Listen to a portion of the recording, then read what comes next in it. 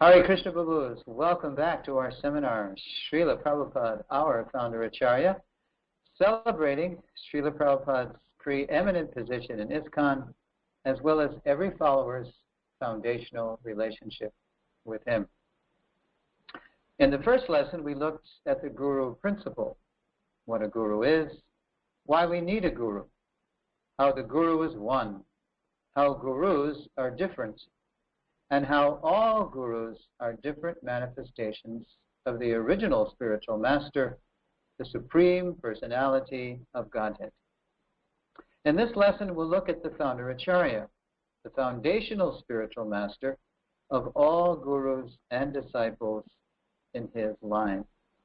I chose this image as the image for the title slide of the lesson because I want to remind us that the disciplic succession that we see in Srila Prabhupada's books is a line of instructors and instructed. It's a shiksha line. It's not a line of initiators and initiated. That, of course, is Srila Vyasadeva, bluish figure on our left, and on the right is Srila Madhvacharya. Although Madhvacharya accepted initiation and sannyas from a personality called Achyuta Preksha Swami, since Madhvacharya received the most instruction from Srila Vyasadeva, Srila Bhaktisiddhanta Saraswati Thakur listed Madhva as Vyasa's disciple in the Brahma Madhva Gaudiya Sampradaya. Srila Bhaktisiddhanta called his list, that's his list, by the way, we see in the Parampara, with the addition of our Prabhupada at the end. Srila Bhaktisiddhanta called this list the Shiksha or Bhagavat Parampara. In the early days of ISKCON, a lot of the communication between Srila Prabhupada and his disciples was by letters. In the late 60s, for example, there were hardly any books. There was only teachings of Lord Chaitanya and a very heavily abridged Bhagavad Gita. So very often, devotees would write Prabhupada questions and he would answer. Some of the letters were about disciplic succession. For example, in 1969, on two separate occasions, devotees wrote letters to Prabhupada about the Parampara. And in one letter, Prabhupada defined the disciplic succession by what it's not. Quote, disciplic succession does not mean one has to be directly a disciple of a particular person. And then in the same year, Prabhupada defined the disciplic succession for what it is. Quote, disciplic succession means to accept the disciplic conclusion. Interesting, huh? It's all about the Siddhanta, the instruction. So more important than initiating people is instructing and training them, especially by example. And so Srila Prabhupada identified our sampradaya as a line of acharyas, or teachers by example. This is a quote now from the Bhagavatam 10.2.31 purport. Srila Prabhupada writes, quote, the acharya gives the suitable method for crossing the ocean of nescience by accepting the boat of the Lord's lotus feet. And if this method is strictly followed, the followers will ultimately reach the destination by the grace of the Lord. This method is called Acharya Sampradaya. It is therefore said, Sampradaya Vihinaye Mantras Te Nishpala Mata. It's a Padma Purana verse. It means that unless we receive our mantra, including the Hare Krishna mantra, in an authentic sampradaya, we won't get the full Nishpala Mata. We won't get the actual fruit of chanting, which is pure love of God. Prabhupada continues in this purport. He says, the Acharya Sampradaya is strictly bona fide. Therefore, one must accept the Acharya Sampradaya. Otherwise, one's endeavor will be futile. Teachers by example who not only instruct us, but they practice what they preach. So as we'll see in this lesson, it is from this Acharya Sampradaya concept, this concept of teachers by example, that the Founder-Acarya phrase emerges in our Gaudiya Vaishnava line. We will now explore the evolution, the development of this complex compound, this Sanskrit or English Sanskrit compound, Founder-Acarya. So what follows is basically it's going to be a kind of Gaudiya Vaishnava history lesson focusing on the Founder-Acarya concept. There we have in the image, of course, the six Goswamis, the most prominent disciples of Sri Chaitanya Mahaprabhu, direct disciples. In the 16th century, after the disappearance of Sri Chaitanya Mahaprabhu, his chief disciples, the six Goswamis of Vrindavan, founded the Vishva Vaishnav Raj Sabha. And this appeared actually within not even a dozen years of Mahaprabhu's disappearance. By the Christian calendar, Sri Chaitanya Mahaprabhu disappeared in 1534. And it was sometime in the 1540s that his chief disciples, the six Goswamis, founded a Sangha, an association in his name. And it was called the Vishva Vaishnav Raj Sabha. So later on, Srila Bhaktisiddhanta actually defined the Vishva Vaishnav Raj Sabha when he revived it. The Vishva Vaishnav Raj Sabha is the gathering of devotees who worship the king of all Vaishnavas in the world, Sri Chaitanya Mahaprabhu. The Thakur published that in his father's journal, Sajjana Toshini. It was actually Srila Bhakti Vinod who revived the Sabha, and then Bhaktisiddhanta further adapted it for the 20th century. So it was the Sabha that planted a kind of organizational seed of the Founder-Acharya concept, because after all, in that phrase, it's a compound for many reasons. It's a compound linguistically, but it's a compound also because founder is a kind of organizational word, and Acharya has a spiritual accent. So a Founder-Acharya actually found something. He found a kind of something organized. So that's an organizational seed of Founder-Acharya, because straight away after Mahaprabhu disappeared, the six Goswamis actually founded a Sangha in Mahaprabhu's name called the Sri Vishva Vaishnav Raj Sabha. Next, we're going to look at a philosophical seed of Founder-Acharya. And that was just a few years later. There in the image we have Rupa Goswami writing and weeping, Kandiya, Kandiya. And he wrote, of course, Bhakti Rasamrita Sindhu, along with many books. It was in 1552, just a few years after that Sabha was organized, that Srila Rupa Goswami finished writing the Bhakti Rasamrita Sindhu. This is what Prabhupada told us in the back of the Nectar of Devotion, that it was in 1552 that Srila Rupa Goswami finished his work. Now in this work, Rupa Goswami, of course, told us so many things, basically how to be a devotee. Prabhupada referred to it sometimes as our law book. So Rupa Goswami distinguished at one place in his book, Evidence Regarding the Devotional Principles, he distinguished regular gurus from great acharyas. And that distinction was made clearer in his English translation, Srila Prabhupada's English translation, Nectar of Devotion. Here's the quote from NOD. In his Bhakti Rasamrita Sindhu, Srila Rupa Goswami identified the fourth principle of devotional service as Sadhuvartmanuvartanam, which Srila Prabhupada later translated in the Nectar of Devotion as, quote, following in the footsteps of great acharyas, or teachers, under the direction of the spiritual master.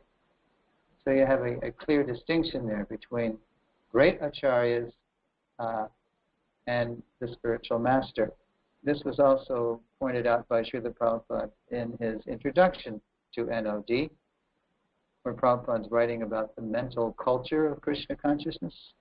Quote, "In our mental activities, we should always try to think of Krishna and try to plan how to please him, following in the footsteps of the great acharyas and the personal spiritual master." You will see actually in a couple of lessons in the seminar how sometimes Prabhupada will refer to a regular spiritual master even as an ordinary spiritual master, although it's no ordinary thing to be a spiritual master. As we saw in the first lesson, there are definitely different levels of spiritual masters. But this is a basic distinction here between regular gurus and great acharyas. We can think of a regular guru kind of like a parent. So just as a child may see his parents as everything, but then matures to see his parents in perspective, in a similar way, a disciple in the beginning may see his spiritual parents and relatives as everything. But then as he matures, he begins to appreciate them in relation to, in our case, the great acharyas. So now let's look at how one famous disciple saw his great initiating guru in relation to an even greater acharya. So the first seed was an organizational seed, Vishnu Vaishnava Raj Sabha. Nectar Devotion, Rupa Goswami planted a philosophical seed of Founder-Acarya by distinguishing great acharyas from regular gurus. And now in the next slide, we're going to continue with the theme of gurus and great acharyas, but this particular seed, I call it a cultural seed. The image there is supposed to depict Srila Narottam Das Thakur, of course one of the great acharyas in our line. Circa 1560, Srila Narottam Das Thakur finished a great famous song collection that we know as Prarthana. It's such a collection that even daily in our temples we sing songs from Prarthana. For example, Sri Guru Vandana, for Guru Puja, and many places like Sri Mayapur, Sri Krishna Chaitanya, Daya Koromore. Whenever a great soul leaves, we sing Ye Anilo Prema Dhanna. These are all songs from his collection, Prarthana, which was finished circa 1560. So again, around the same era, 1540s, Vishnu Vaishnava Raj Sabha, 1550s, Bhakti Rasamrita Sindhu, and now 1560, we have Prarthana finished. Now in the 17th song of his Prarthana collection, Narottam sings a song to Srila Rupa Goswami. And in this song, Narottam is strikingly expressing, dramatically expressing the Guru and Great Acharya distinction. Here's how it goes. Okay, in his Prarthana collection, Srila Narottam Das Thakur wrote in the 4th verse of Song 17, a song to Srila Rupa Goswami. Here's the Bengali verse. Prabhu Lokanatha Kobe, Sangel Loya Jabe, Shri Rupera Parapadme, More Samar Kibe.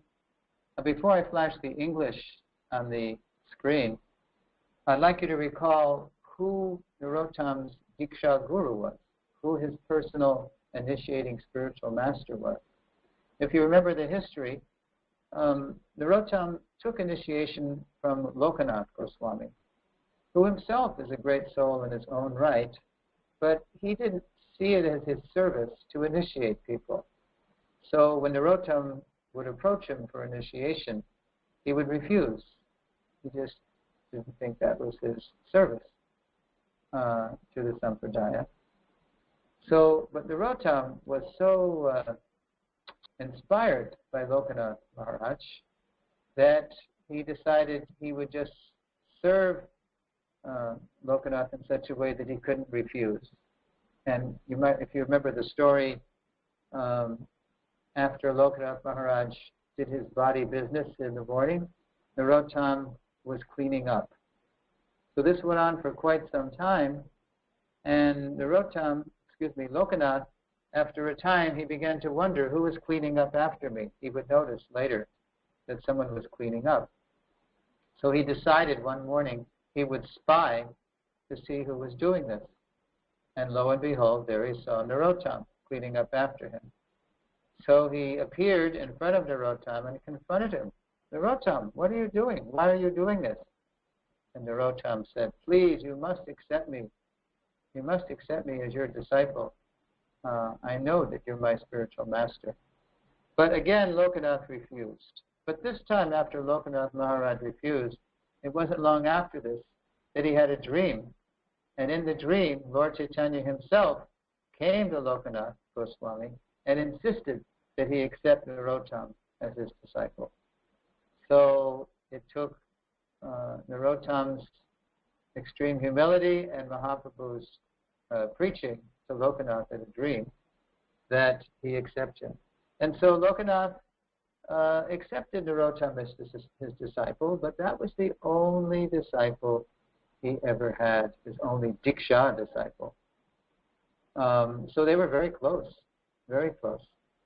Yet as close as they were, in this Song 17 of Prarthana, Narottam is singing to Rupa Goswami, and in this verse, now I'll give you the translation, Narottam is saying, quote, when will my master, Lokanath Goswami, take me with him and place me at the lotus feet of Srila Rupa Goswami? So despite being the only initiated disciple of Lokanath Goswami, Narottam is praying to his master like this. And let's put everything in perspective here. Rupa Goswami, Prabhupada writes in a purport to Sri Chaitanya Chaitamrita, is described as the Bhakti Rasacharya, or one who knows the essence of devotional service. His now famous book, Bhakti Rasamrita Sindhu, is the science of devotional service. And by reading this book, one can understand the meaning of devotional service. So back in those days, the 1500s, Rupa Goswami was still alive. He was actually the leader. He was considered the chief Goswami because he was the most expert at relishing the mellows of devotional service. And therefore he was called the Bhakti Rasacharya.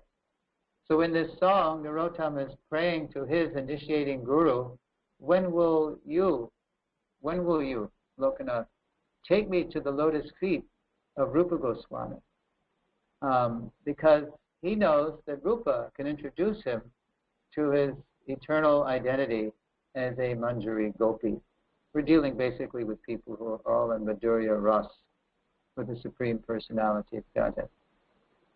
Now, as Narottam Das Thakur's Diksha Guru, Lokanath, he feels privileged and honored to bring his disciple closer to their mutual Rasacharya. They're not saying Founder-Acharya yet because English is still locked in England, but they're saying Rasacharya. And who is that? That's Rupa Goswami. So this song by Narottam Das Thakur is planting a kind of cultural seed of Founder-Acharya, where we get the relationship very clear, that it's the privilege, the honor, and the duty of the initiating guru to bring his disciple closer to the lotus feet of their group leader, in this case called the Rasacharya, Srila Rupa Goswami.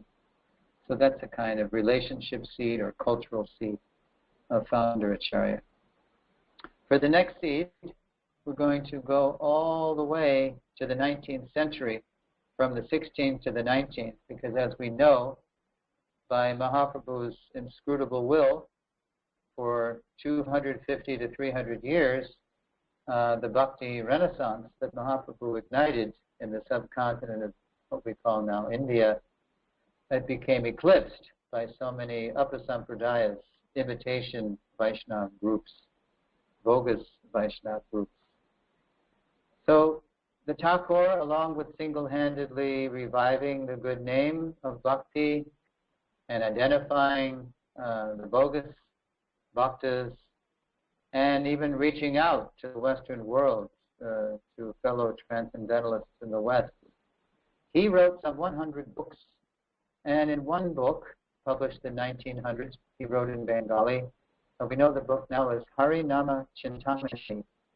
We didn't know it for many years because it was just in Bengali. It wasn't until the 80s or the 90s that we had it in English.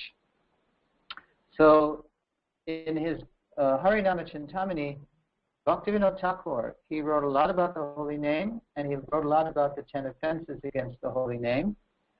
And if you recall, the third offense against the holy name is Gururabhagya, to disobey the orders of the spiritual master or to consider him an ordinary man. So in that section, I believe it's chapter 6 of Harinama Chintamani, verses 22 and 23, Bhaktivinoda Thakur, he identified the position of the Founder-Acarya. Again, he didn't use that phrase because he was writing in Bengali at the time. What I'm going to show you on the screen now are just the seeds of the linguistic seeds of Founder-Acarya. It's the Thakur dropped. And then later on in the lesson, we'll see those seeds in full blossom in translation. But here are the seeds. First of all, we say again, in his Bengali work, Harinama Chintamani, Srila Bhaktivinoda Thakur sowed the linguistic seeds of the future English-Sanskrit phrase Founder-Acarya in chapter 6, disregarding the Guru, verses 22 and 23.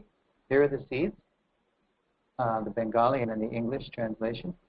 Sampradaya Adi Gurura, the original guru of the Sanskrit. Adyacharya Yini, one who is the original acharya of a sampradaya branch. Guru Shiromani, the crest jewel of all the gurus.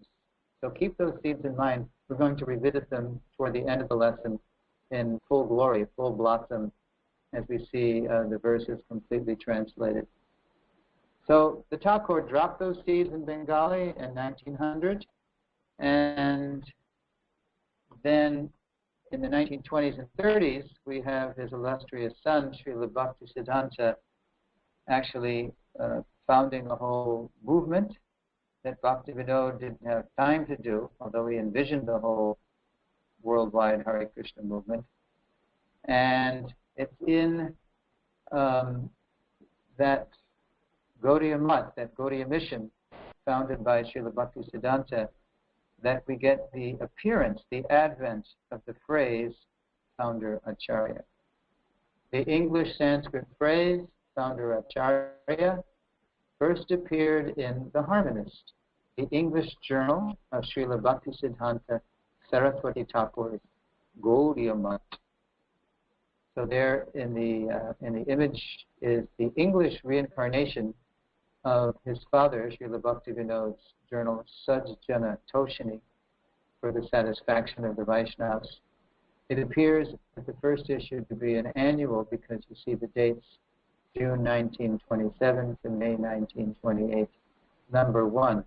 Although in parentheses below, you see there had been 25 volumes previously in Bengali of Sajjana Toshini that enjoyed about a 20-25 year run. Okay. Now in the next slide, we're going to see the exact time and place when the Founder-Acarya phrase advented. Here it is. This is in the 1930 issue of The Harmonist, and I'll just read the first few lines of the left column. This is an article about the Gaudiya Math and how it's expressing the will of Lord Chaitanya. The Gaudiya Math is also identical with its founder Acharya. There it is. The associates, followers, and abode of his divine grace are limbs of himself.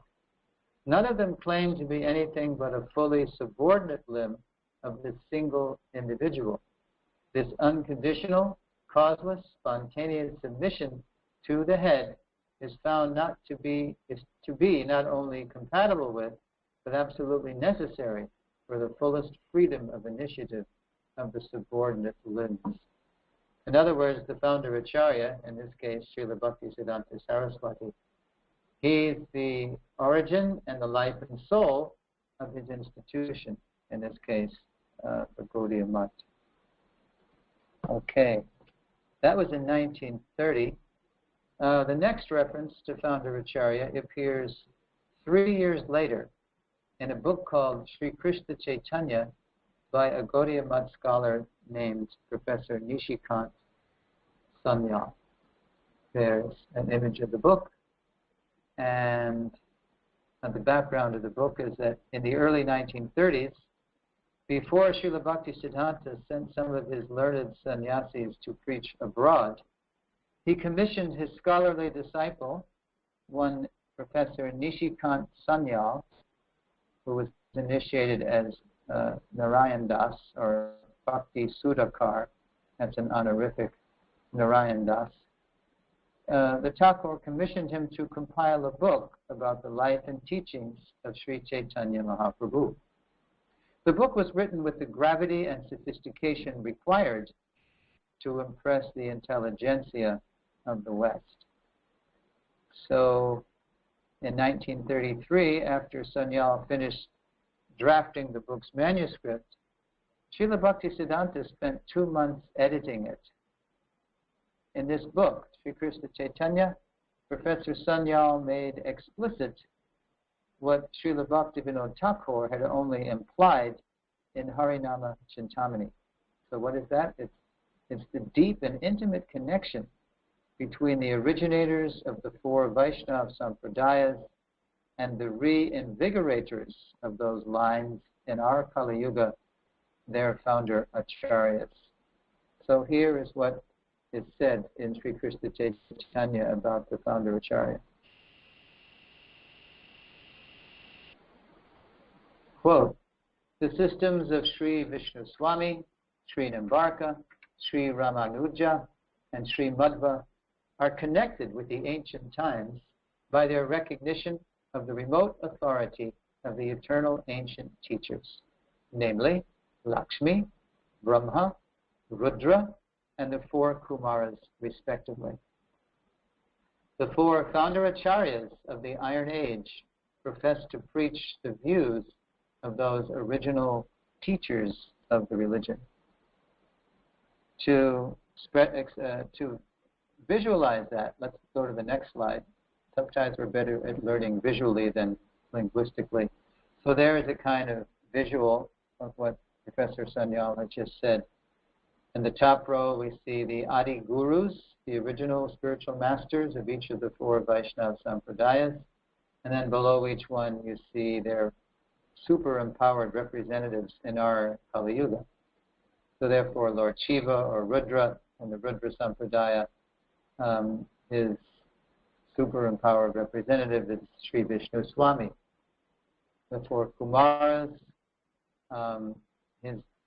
their representative in our Kali Yuga is Nimbarka.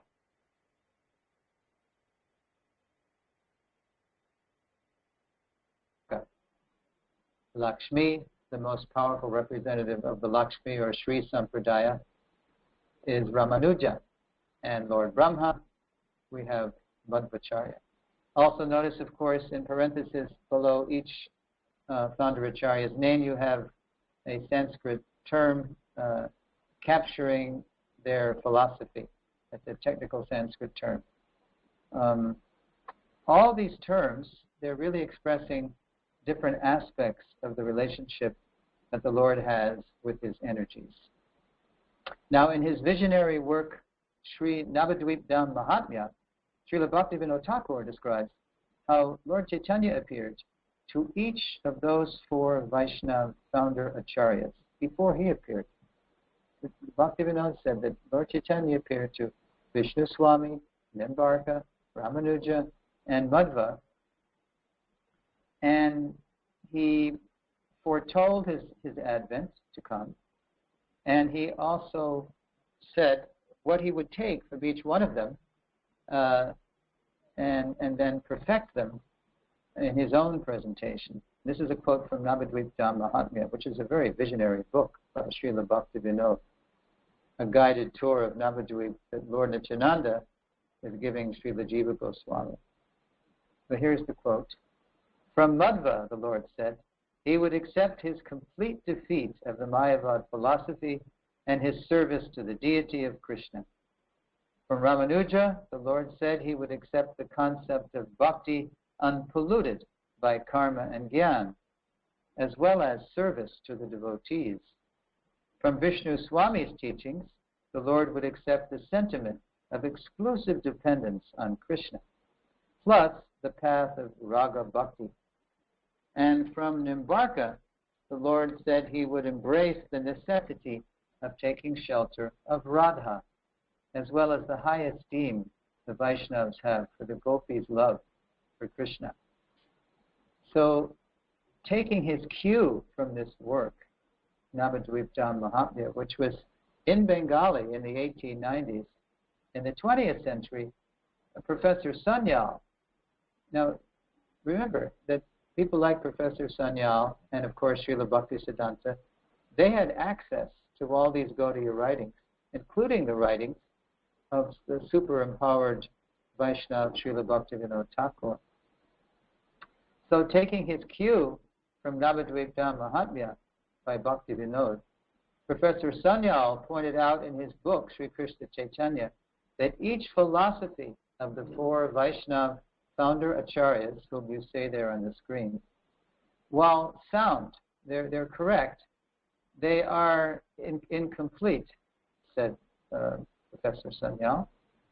But the teachings of Lord Chaitanya, quote, reconcile, harmonize, and perfect those philosophies as achintya Veda Veda Tattva, the inconceivable and simultaneous oneness and difference of the Lord and his energies.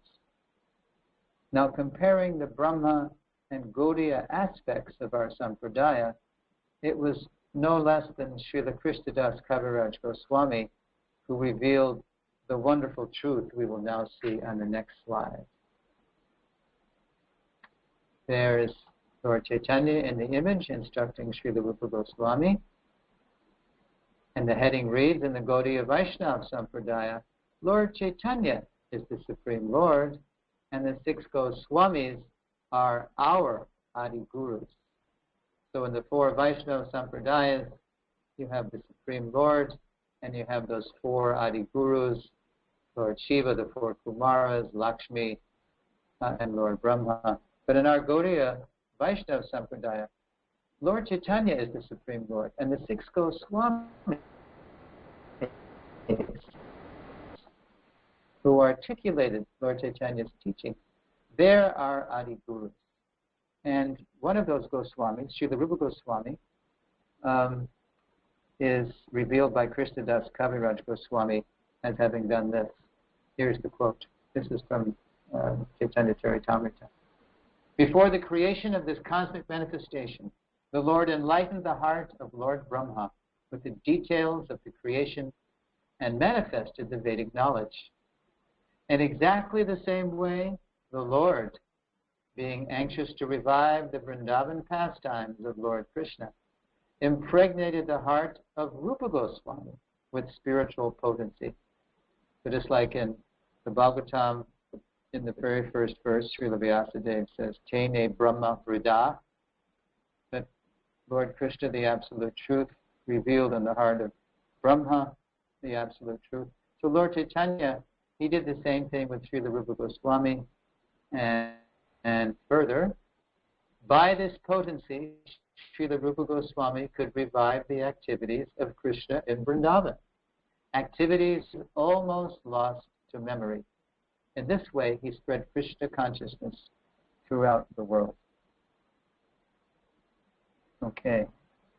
The source of this analogy between the Adi Gurus of the four Vaishnava Sampradayas and the Adi Gurus in the Gaudiya Sampradaya is the Gaudiya Math harmonist. which is personally overseen and edited by Srila Bhaktisiddhanta. So we take it as true. Okay. Now we will hear Srila Bhaktivinoda Thakur's conclusive evidence regarding the unique position of the Founder-Acarya.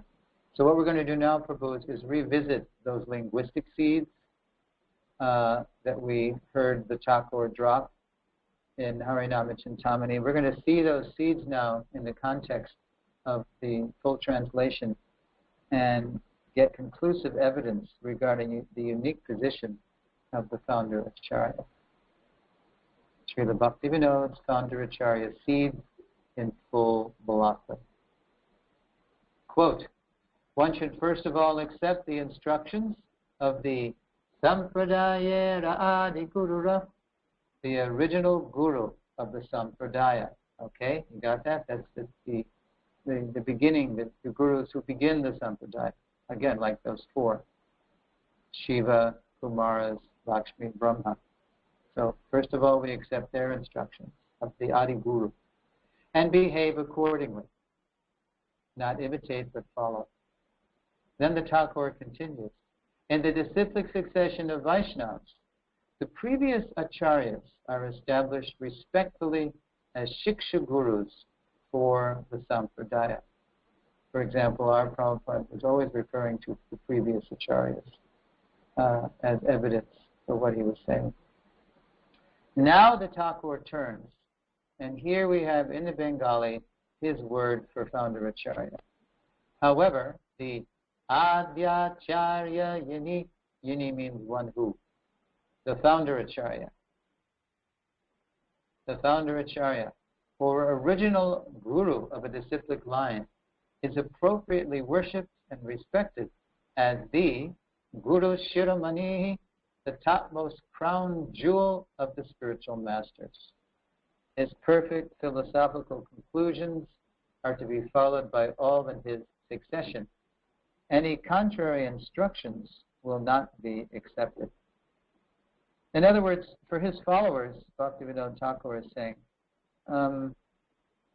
he is the lens, so to speak. He's the one through whom we see all teachers and teachings.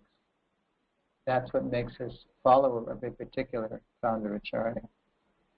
It's interesting to note that now that we have the Harinama Chintamani in translation, we're better equipped to learn from our own mistakes, the mistakes of our own past in ISKCON. For example, the mistake of when our own Founder-Acharya's position was eclipsed by, quote, zonal acharyas, whose competing sanghas jeopardized the integrity of Prabhupada's whole international society. It's the focus, it's the legitimate focus on the Founder-Acharya that enables the cooperation required to execute the Founder-Acharya's mission. Okay, so now what we're going to do is take a look at more information from Srila Bhaktivinoda Thakur, who is our visionary. Prabhupada called him the pioneer of the Krishna consciousness movement all over the world. We're going to look at some summary symptoms of the Founder-Acharya as expressed in Harinama Chintamani. And I owe a debt actually to His Holiness Shivaram Swami for pointing these symptoms out in his wonderful book, The Shiksha Guru, which is now about 15 years old. Maharaj wrote the book in 1999. A lot of good stuff in there about Founder-Acharya, and one thing in there is symptoms of the Founder-Acharya. Let's look at the symptoms of the Founder-Acharya as Bhaktivinoda Thakur expressed in the Harinama Chintamani. First of all, he possesses great spiritual strength. And of course, where is he getting that strength? He's getting that strength from his prema, his pure love for the Supreme Personality of Godhead. Even in this world, people say love can move mountains. What to speak of prema, which, in its highest forms can even change the course of spiritual world history. So, possesses great spiritual strength. Another symptom is his teachings take precedence over all others and are compulsory for his followers. Now, precedence is a tricky word.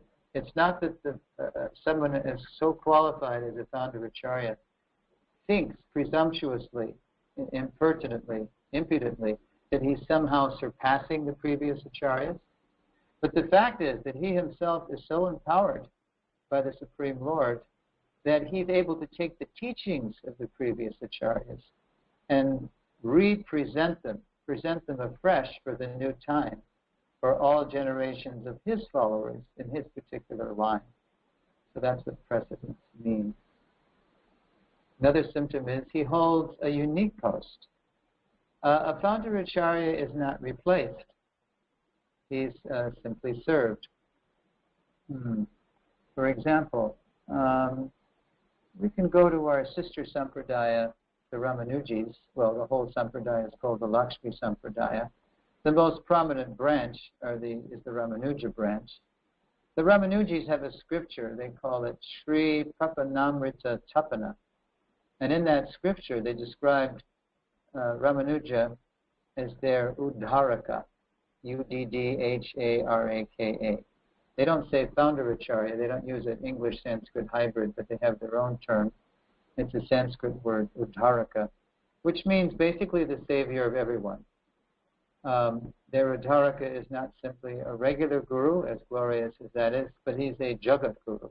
He's capable of saving, delivering everyone. But he doesn't live forever on earth, and he's so powerful, he's able to empower those who are sincere enough to continue the line as regular gurus. And so the Ramanujis call their regular gurus Upakaraka. You have Uddharaka, the deliverer, and Upakaraka means that those who follow Ramanuja are benefactor gurus. And how do they benefit people? Well, they engage their disciples in executing Ramanuja's mission, studying the Mahagrantha, the great books that he's left, and of course in worshipping his Murti. In ISKCON, we may note with profit how the Ramanujis and the Madhvas have survived and thrived over the centuries by keeping their Founder-Acharya as everyone's core identity and foundational relationship. If you go to, for example, Udupi, the capital of the Madhva line, or to Sri Rangam in Tamil Nadu, the capital of the the Ramanuja line, if you ask them who they are, they will identify themselves as Madhvas or as Ramanujis. And then they will tell you who their beloved Diksha Guru is and their beloved Shiksha Gurus are. And why are they beloved? Because they revere them for enriching and enhancing and deepening their core relationship with their Founder-Acharya. So by keeping the Founder-Acharya front and center in their hearts, the line goes on. So that's a big hint to us ISKCONers of how ISKCON is going to go on. For the last slide in the lesson,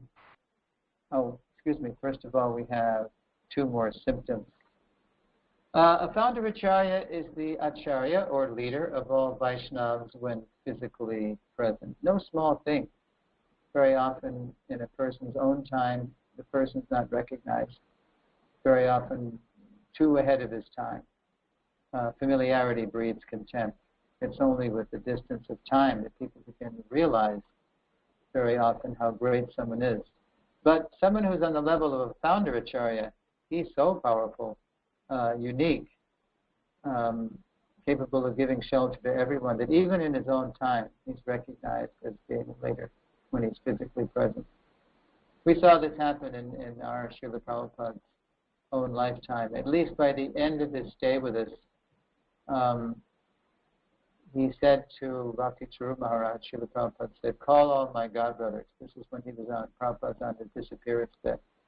Prabhupada, in his last days, he was in the mood of an Uttama Adhikari. He was seeing everyone as more advanced than him.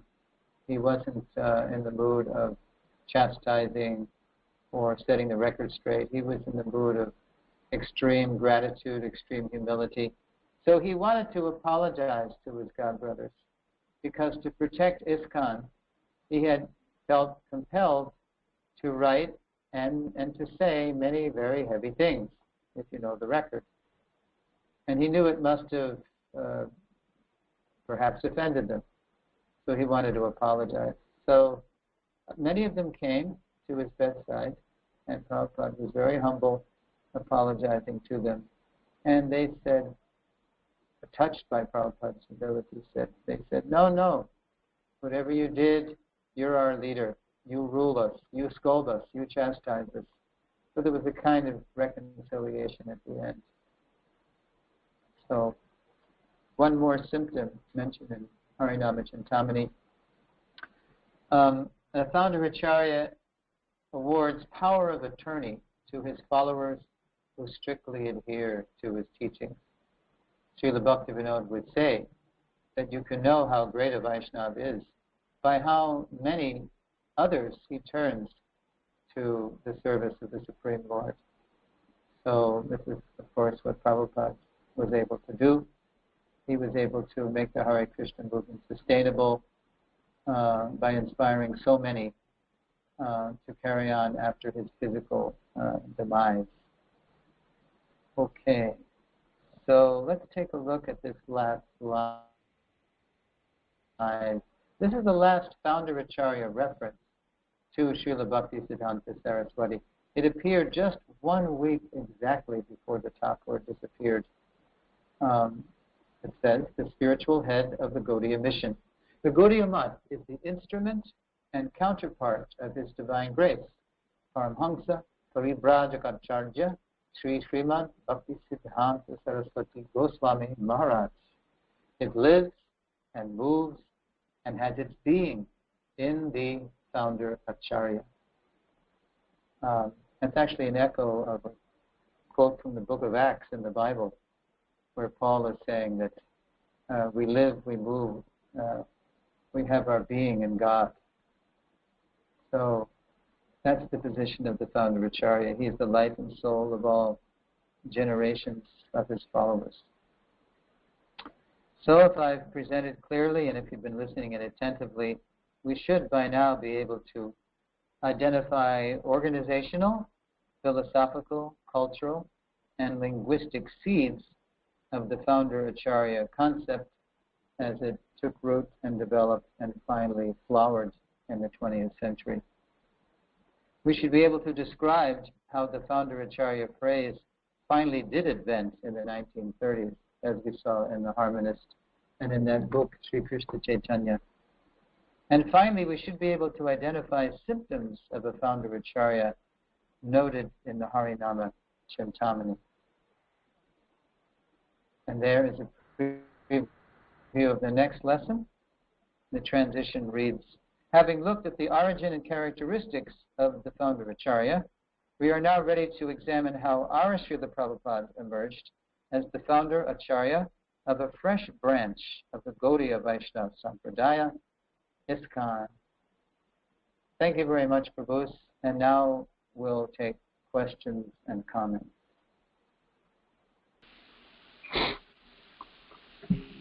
Hare Prabhu, you notice how this is evolving even since I was in Hawaii a month ago? I had to ask you a question because you made like a metaphor, and I don't know if I was just so dull I didn't hear it before. It was new because it was brilliant. I really liked it. Where you made the metaphor of a child that may see his parents as all in all, as everything, but as a child grows, he begins to see them with a different perspective.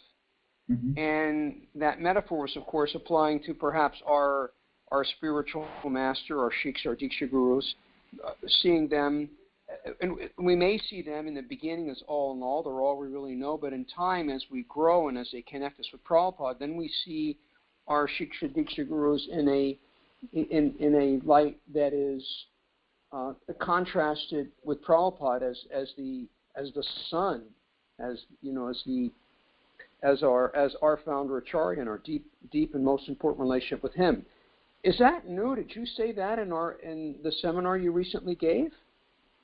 I don't remember if I said it in Hawaii, but it is fairly recent to my presentation because I heard it. This is a good example of how you, when I was in Australia, I heard this from Gorijan Prabhu's wife.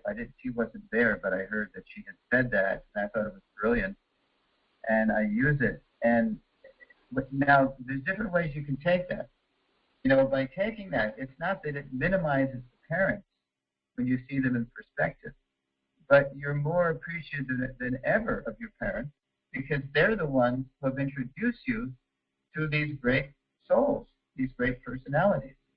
So by making the Founder-Acarya the center, nobody's the loser. In fact, whoever is enriching your relationship with the Founder-Acarya, those people are going to be the most important people in your life, your Diksha and Shiksha Gurus. And you appreciate them even more when you really know the Founder-Acarya, his life, teaching, food, and mission. I have to say that because sometimes people take that as a minimization. It's not. It's not a minimization at all. It's just placing the Founder-Acarya in its proper place, which is smack dab right in the center of all the relationships. Yeah, that's great. Very powerful. I like that. That really jumped out at me. Right.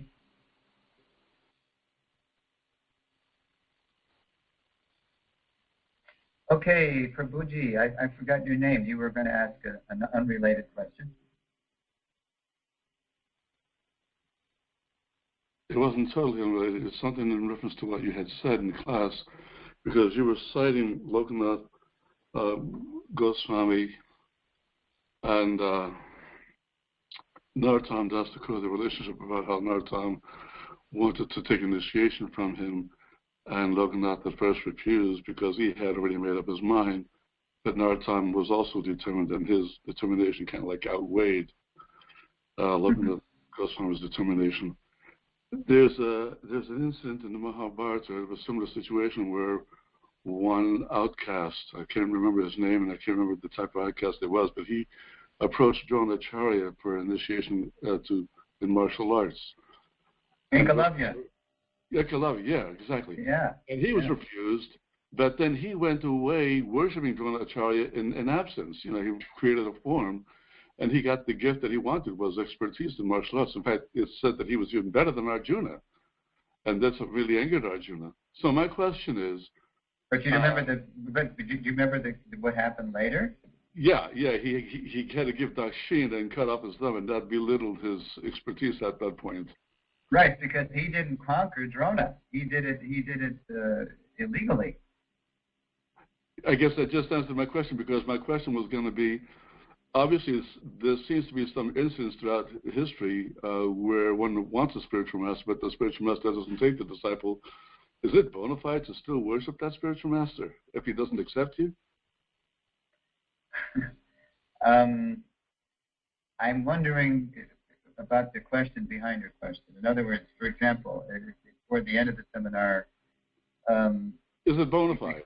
Obviously, you just answered it. You said it wasn't bona fide because in the case of Dronacharya and Ekalavya, Dronacharya didn't accept him, but still he continued to worship the Dronacharya. But you're saying that because it wasn't a bona fide relationship between guru and disciple, therefore he couldn't keep the gift. That's right. So is that true also in Krishna consciousness then as well?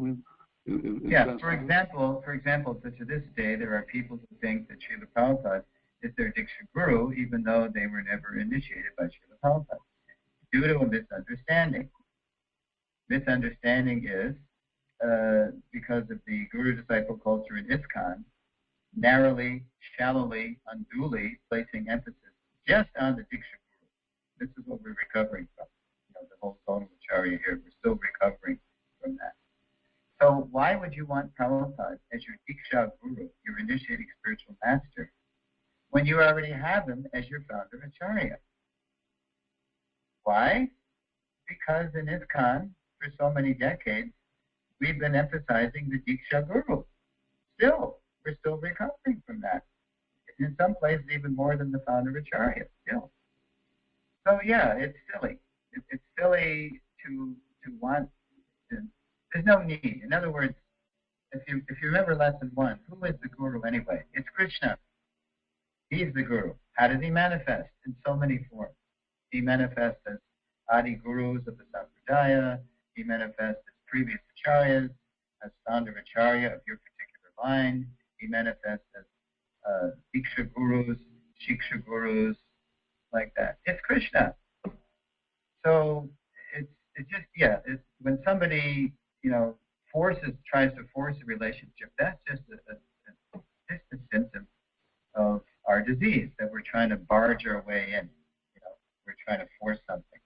It's a descending process. So we have to please Krishna, we have to please Guru, and then they accept it. As Prabhupada would say, don't try to see God, act in such a way that God will see you. So we can't force a relationship. And when we come to lesson 7, which is finding our mission in the mission, which is really about finding our mentors in the mission, we'll really get into this. What it takes to have an authentic guru-disciple relationship. And that's really important to finding our mission in the mission, because we need help. We need good mentors.